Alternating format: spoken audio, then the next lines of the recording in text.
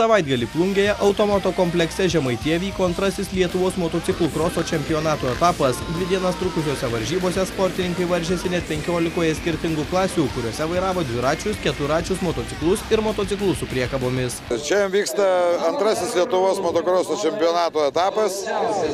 Aišku, oras biškį nelepina gerbėjų, bet motokrosininkam tai yra idealus oras. Trasa vidutinio drėgnumo, nei purvo, nei dulkių, galima sakyti, nėra. O dalyvių, kaip ir minėjau praeitą kartą, kad pirmos etapuose po to biškį mažėja. Tai šiandieną lyginti su pirmuoju etapu 9 sportininkais mažiau dalyvauja visumoje. Pradėjo kaip pas ką lūžti technika, pas ką nors, bet šiaip visumoje kol kas varžybos vyksta sklandžiai, rezultatai gerėja, kaip kas keičiasi, lyderiai pradėjo keistis, kas žiemą dirbo stipriai, dabar atsigauna tie, kurie vėliau pradėjo dirbti, atsirado lygesnės kovos, kaip ir įdomiau viskai darosi. Šiandien važiuos 2 sportininkai, atsivežėm iš viso 6, sekmadienį važiuos 4. Debiutuos mažasis Liulys Ugnius, 50 motociklų klasėje, 50 cm3. Debiutantas, mūsų vaikai jau auginam kartą, kaip sako, aukštyn. Važiuos Pilinka Renaldas sekmadienį, šiandien važiuos Laurinas Repečka, Eimantas Patkočiūnas. Žodžiu, pastrateguosim, kad daugiau taškų duotų, kad svarbu, kad būtų laimingai viskas. Pernai buvom 13 iš 23 komandų, šiemet planuojame 10-uką papulti. Neužilgo etapas, ir pačiuose Anykščiuose pas jūs? Jo, neužilgo kitą savaitgalį, tai yra sekmadienį, Lietuvos taurės pirmas etapas pas mus Anykščiuose. Mielai prašom visus dalyvauti, žiūrovus irgi prašom apsilankyti. Galingiausioje Open klasėje, kur varžėsi pajėgiausi Lietuvos ir užsienio šalių sportininkai, triumfavo Vytautas Bučas. Jis aplenkė tautietį Nerijų Rukštelą ir svečią iš Latvijos Janį Karklinį. Tačiau Latvis atsirevanšavo kitos klasės važiavime. MX2 įskaitoje jis užkopė ant aukščiausio prizininkų pakylos laiptelio. Mūsų kalbintas šios klasės dalyvis Osvaldas Zelepūgas iškovojo tik 11 poziciją iš 17, tačiau jo nuotaikos tai nesugadino. Dizeliuko? Dujų. Ką dabar čia pilam? Benziną. Kodėl ne dizeliną? Reikėtų pabandyti, gal geriau traukti. Koks variklis? 2,5, 250. 250 kubinių centimetrų keturtaktis. Kiek galingumo? O, nežinau. Sunku nustatyti. Bet važiuoja? Važiuoja, traukia. Open M greičiausias buvo Egidijus Karaliūnas, Open pradedančiųjų gretose triumfavo Nerimantas Jucius, MX2M klasėje pirmoji vieta atiteko Airimui Lukšiai. Veteranų 40+ klasėje nugalėjo Saulius Stankus, o 50+ Gintaras Stankevičius. Oras varžybom tinkamas, biškį gal didesnis, bet šiaip viskas tvarkoja. Vėjas, ar didelė kliūtis trasoje? Kartas būna, ypač kai pašokia į orą, gali pridaryti nemalonumų. Kalbant apie šias varžybas, trasoje šiek tiek šlapia, kitas sportininkai minėjo, kaip pačiam? Šiek tiek minkštesnė, bet trasa visiems vienoda, iš tikrųjų. Kokių rezultatų galim laukti? Tikėkimės geriausiai. Įtempta kova vyrai ir keturračių klasėje. Čia antrąją vietą nusileidęs tik Latviui Karliui Meldraisui iškovojo Marius Stasiškis. Viskas tikrai labai puiku. Kvalifikacija šiek tiek šlapia buvo, dabar prasitaškė, tikrai trasa idealios sąlygos. Viskas puiku. Antram važiavime turbūt bus daugiau duobių, bet dabar labai gerai. Yra svečių ir iš Latvijos, sakyk, kaip jie, kaip konkurentai? Stiprus, iki jų reikia daug temptis dar. Bet gerai, kad jie atvažiuoja čia, nes įdomiau šiek tiek. Trasa labai gera, nežinau, sunku važiuoti. Ilgas važiavimo laikas, duobės, tramplynai jau išmušti kreivį. Viskas gerai, patenkintas savo rezultatą. Kokia pozicija? Net nežinau iš tikrųjų kelintas. Gal 5, 6. Buvo priešininkų, su kuo įtemptai teko pasivaržyti? Buvo, bet porą klaidų padariau ir mane aplenkė ir jau pabėgo. Paskui žiūriu, kad sugedo ir sulūžais įdingo iš trasos. Kiek dar važiavimų tau priekį? Vienas važiavimas, antras lemiamas. Stengsies duot gazą daugiau? Taip, kiekvieną kartą stengiuosi geriau važiuoti. Tarp keturračius vairavusių merginų ir vėl greičiausia buvo Lina Stanevičiūtė. Quad veteranų įskaitoje šiame etape nugalėjo Pavel Lukaševič, o tarp keturračiais važiavusių pradedančiųjų pergalę šventė Lukas Tyušas. Man startas rytoj, varžybas rašiausi visą savaitę, kiekvieną dieną beveik važiuoju. Kokioje klasėje dalyvausi? Keturračių pradedančiųjų. Na ir kaip tau šiemet čempionatas, jau antras etapas? Šiemet pirmas etapas buvo nekoks, nes sprogo padangą ir griuvau. Kaip tikėsi, šiandien technika nepaves? Nu, tikiuosi nepaves. Klasėje, kur buvo varžomasi 750 kubinių centimetrų galingumo motociklai su priekabomis, triumfavo Latvis Modriš Tele. Visa lietuvių gvardija rikiavosi kiek žemiau.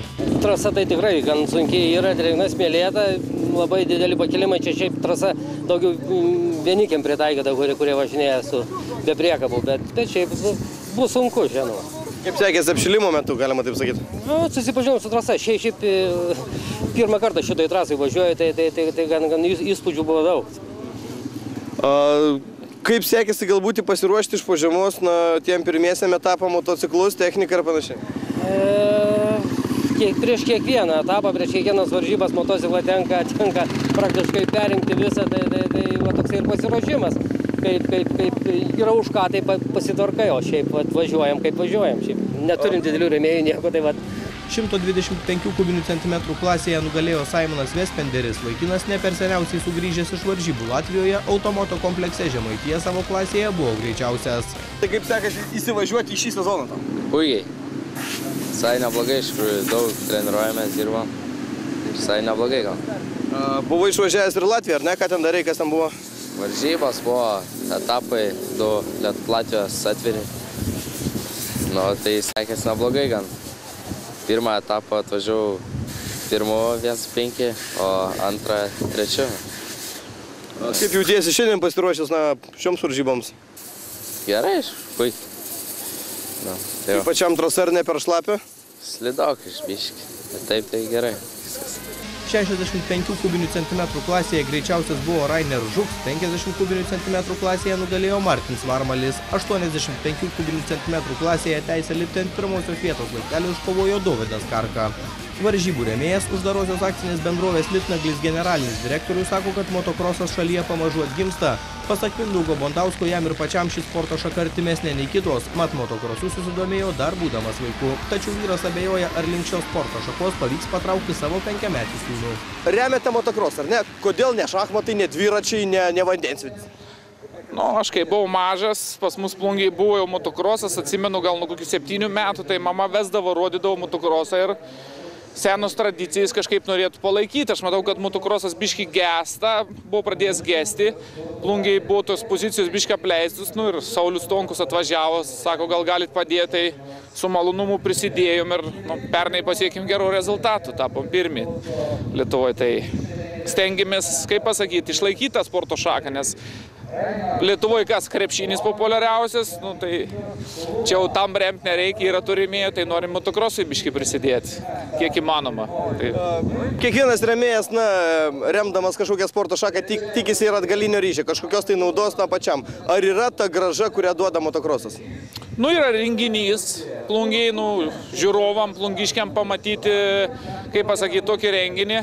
Gaila, kad čia ne kaip krepšinis, kad kiekvieną mėnesį ar savaitgaliais, bet porą kartų į metus vis tiek pažiūrim tą renginį, atvažiuom su šeima pažiūrėti, o vaiką atsivežiau pažiūrėti irgi yra sirgalis didelis, tai tiek iš to nauda, aišku, reklama kažkiek tai duoda ir auginsimės dabar, sakym, šiemet vaikus, plungiškius bandysim mažesnius tokius auginti, visą tą tokią perspektyvą. Vis tiek geriau negu vaikai kažkur vaikščius, kažką darys, vis tiek užsimimas bus kažkoks šioks toks.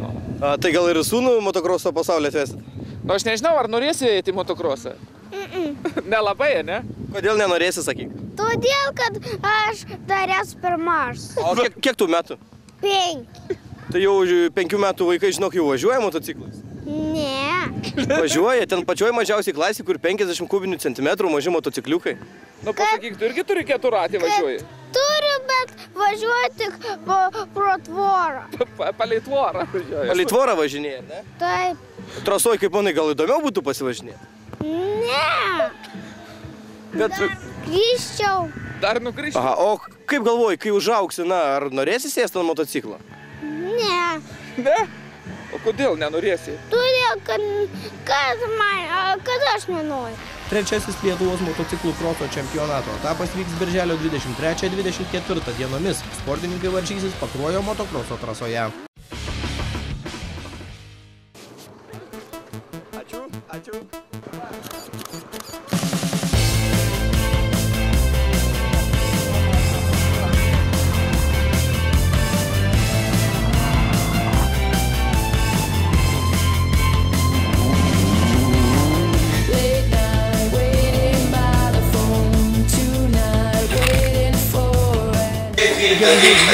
Latvijoje Talsi miesto kuriuose finišavo Talsi ralis dar vadinamas čempionu. Šiuose varžybose startavo per 80 dalyvių iš 8 šalių. Čempionų ralio vardą Talsi lenktynės gavo neatsitiktinai. Čia šiemet startavo ne 6 šalių čempionų titulus turintys garsūs sportininkai. Ralyje startavo 2011 metų Norvegijos ralio čempionas Martas Voitbergas, grupės Estijos ralio čempionas Estas Kasparas Voito, praėjusių metų Estijos ralio čempionas Matis Janis, Jonas N4 klasės Latvijos ralio čempionas Aitis Neikšanas, Lietuvos sportininkas pernai tapęs čempionu Vytautas Švedas bei rusas Dmitrijus Tagirovas, čempionas. Ralyje apie Vytautą Švedų dalyvavo dar 10 Lietuvos ekipažų, Dominykas Futbolas Teivis, Mocius Ramūnas, Čapkauskas Rokas, Atsėlis Daivis, Šaitis Gėlus, Šepikas, Mantas Jakubonis Jonas, Laimė Mantas, Mokis ir Jonas Vyras. Palaikyti sportininkų Latvija nepatingėjo atvykti iš iškimiausių ralio broliai, kiekviename greičio ruože buvo matyti Britas Vančio trispalvės ir nusiteikę šios sporto fanai. Talsi ralis įprastai vyksta 2 dienas. Pirmąją dieną sportininkams teko veikti 5 greičio ruožus grupėmis ir pasidarė beveik 47 km. Antrąją dieną laukia dar 5 greičio ruožai ir jais ralio dalyviai važiavo daugiau nei 62,5 km. Po varžybų atidarimo sportininkai pajudėjo į pirmosius greičio ruožus. Kokios paralelinės lenktynės, kur iš karto vienu startuoja ir atsižodis trasos dalimis vienu metu važiuoja 2 automobiliai. Pirmame greičio ruože geriausiai tempo antravo Aitis Neikšanas. VRC čempionato Vis Martas Voitbergas parodė 4 laiką, tačiau antrame greičio ruože Britas dalyvis dėl neženkliai buvo. Po trečio greičio ruožo pirmoje vietoje laikėsi Raimondas Kisėlas. Ir po specialus greičio ruožus laikė šengeta. Geriausiai vieną kilometrų ruožą 200 metrų miškas specialikoje trasoje papadėtas Paskaldas Voitla, o lietuvių greičiausiai buvo prastai kūrėjai Nešradas, tačiau maždaug antras būdės atsiliko Dainius Šaitis. Antrąją ralio dieną lenktynininkų laukia dar 5 greičio ruožai, ilgiausiai sudarė daugiau nei 21 km. Tai įvyko 10-ame pačiame ilgiausiame greičio ruože, kur iškėjo, kas tapo čempionu.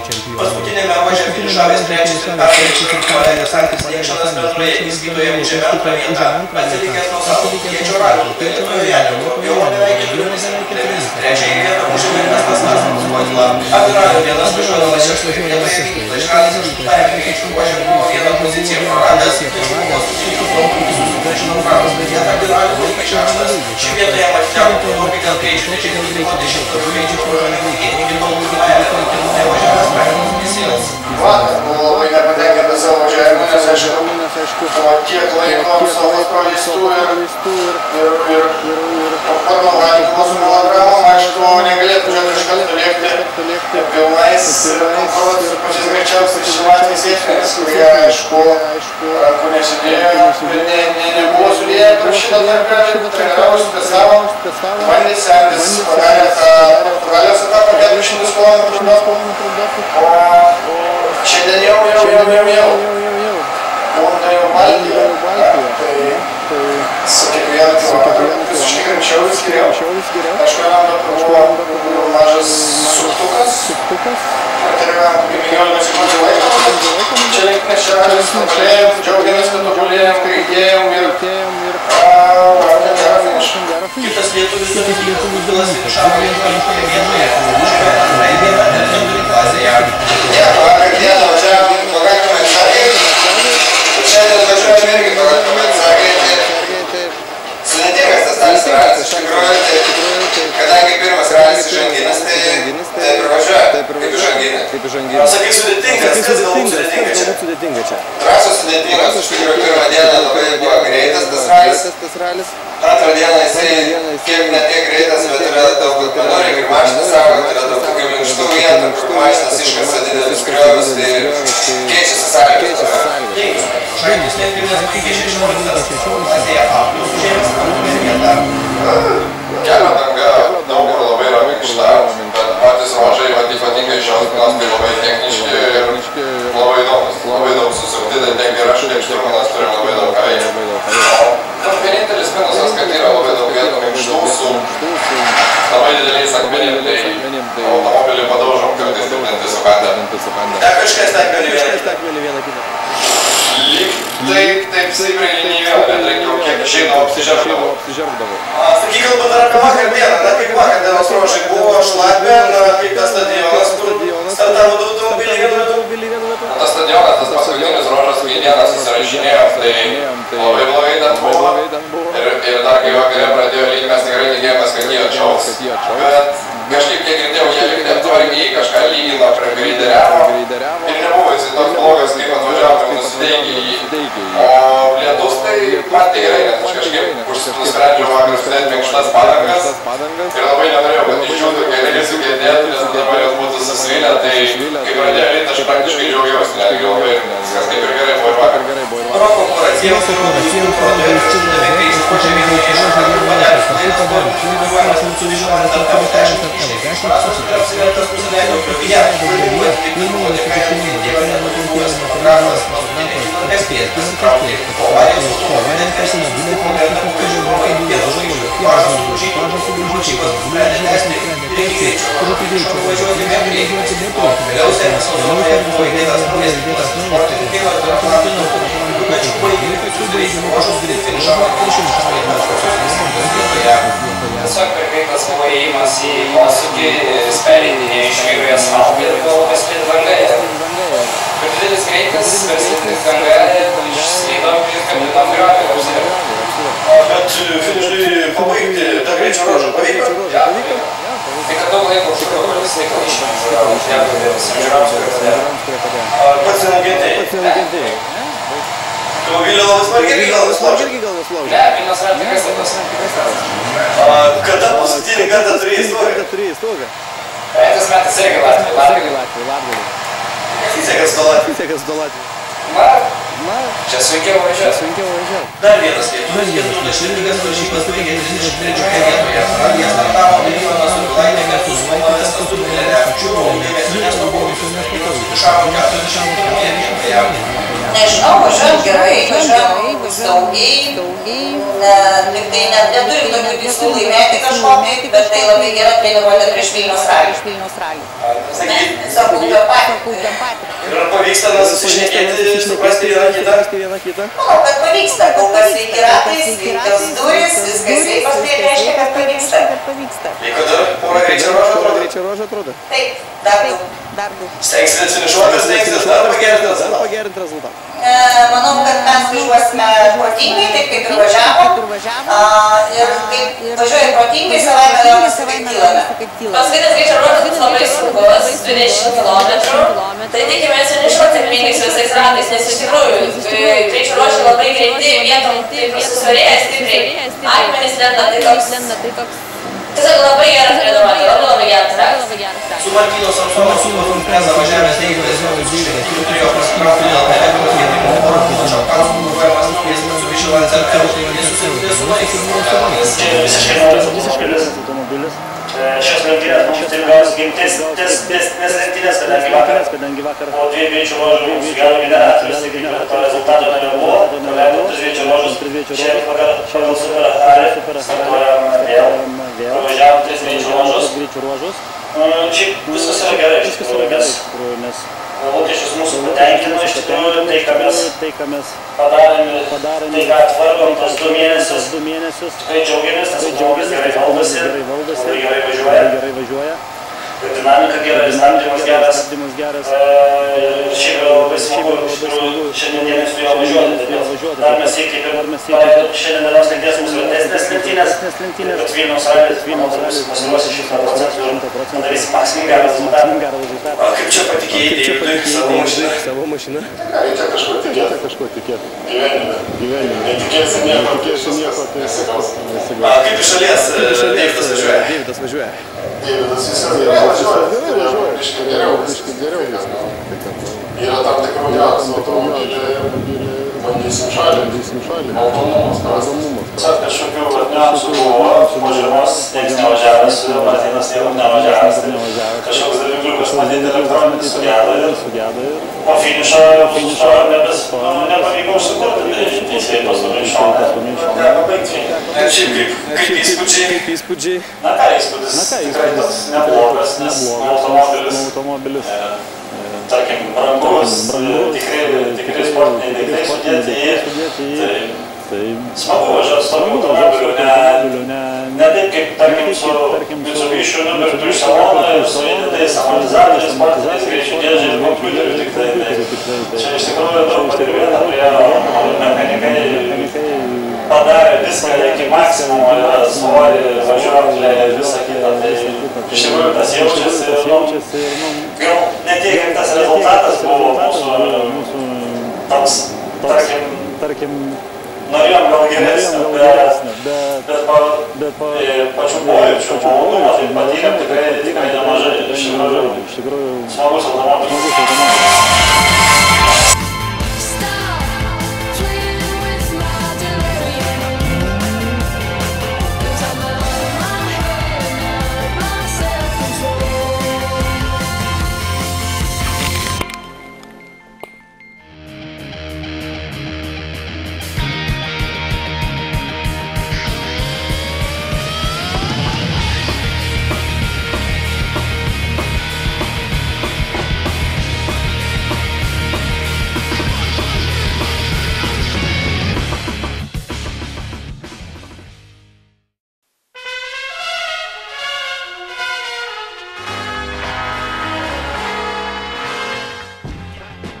Automoto kūrybiniai grupėje atiteko proga išbandyti naująjį Honda inžinierių ir dizainerių kūrinį CRZ automobilį. Bandomajam važiavimui Automoto žurnalistams buvo duotas 1,5 litro benzininiu varikliu varomas automobilis, turintis 112 arklio galių. Kartu su mumis prie bandomojo važiavimo prisijungė ir šių metų Lietuvos ralio čempionate dalyvaujantis ir Honda Civic vairuojantis ralio lenktynininkas, Švedijos ralio reporteris ir vienas geriausių pašnekovų Tomas Stabingis. Tai sekantis tai iš karto Vilniaus ralis. Trečias Lietuvos etapas, 26 dieną, kaip tik per mano gimtadienį, 25 bus, tai stengsimės ten sudalyvauti ir sėkmingai kažkaip tai bandom tai ruoštis.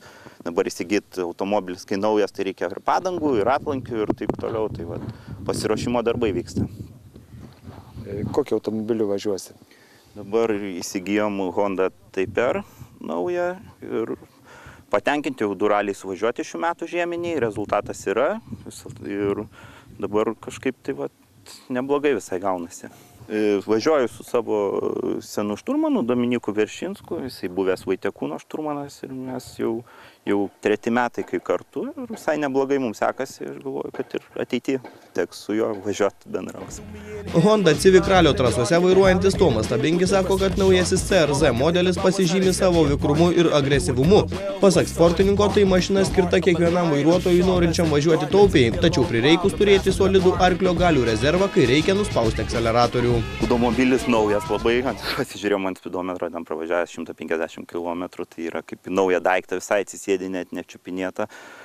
Įvertint, kaip minkštas, mažiukas, toks miesto, ganėtiškai kompaktiškas automobiliukas, aš įsivaizduoju, jisai yra labai ekonomiškas, turėtų būti pagal visą važiavimą. Taip tikrai stilių turi savo kažkokį savitą, tikrai įsiskiria mieste nuo visų. Aš galvoju, kad tikrai neblogas automobilis ir pabandžius Kačerginėje apvažiuoti jį, aišku, nesportiniu režimu, taip daugmaž dinamika, viskas tikrai neblogai jisai važiuoja, galiu pasakyti. Ką gali apie vidų pasakyti, kaip prietaisų skydas, kaip vairas? Vidus toksai, biškai gal toks kaip, labai panašus gal ir Hondos Civico, tas gaunasi irgi jau tas visas knopkės toks kosminio biškai, išskirtinis gal pasakyti, Hondos stiliaus kažkoks, ką žinau, sunku pasakyti, nieko toks, jauku iš tikrųjų, sėdi labai lengvai, sakau, gal, kad labai nauja mašina, tikrai viskas labai maloniai prie rankų limpa ir tikrai smagiai jisai važiuoja, stoja, tikrai be jokių problemų, aš gal pasakyčiau, tikrai žaisminga mašinytė tokia, nei kokia garsi, nei, ta prasme, minkšta, užsidarai tikrai, iš kokybiškų medžiagų padaryta, matosi, kad neskarbonkė kokia būtų visai, kad tokia kaip iš išvaizdos, atrodo gal nedidelė, bet viduje tikrai visai jaukiai jautiesi. Šis Honda automobilis iki 100 km per valandą geba įsibėgėti per 9,9 sekundės, o sukimo momentas esant 5500 apsisukimų per minutę siekia 134 Nm. Nors galios stoka automobilis nesiskundžia, tačiau tuo pačiu metu yra ir ekonomiškas bei taupus. Gamintojo duomenimis vidutinės kuro sąnaudos 100 km siekia 5 litrus, kuro bako talpa 40 litrų, o deklaruojamas maksimalus greitis 200 km per valandą.